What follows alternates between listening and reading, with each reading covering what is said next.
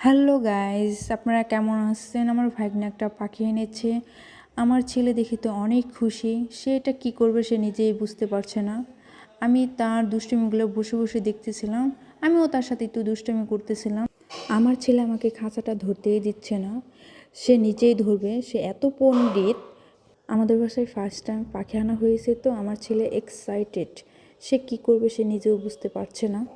আমার ছেলে এত খুশি হয়েছে, পাখিকে দেখে পাপ্পা দিচ্ছে। সে পাখির খাঁচা নিয়ে অন্যদিকে চলে যাচ্ছে, পাখিকে কাউকে ধরতে দিবে না, সে একাই মাতবাড়ি করবে। আমার ছেলে খাঁচা নিয়ে খালি উঠেই যাচ্ছে পাখি নিয়ে। আমি বলছি বাবা বসো বসো, সে বসবেই না, সে অনেক দুষ্টামি করছে। আমার ভাগ্নে আমাকে লাঠি দিল।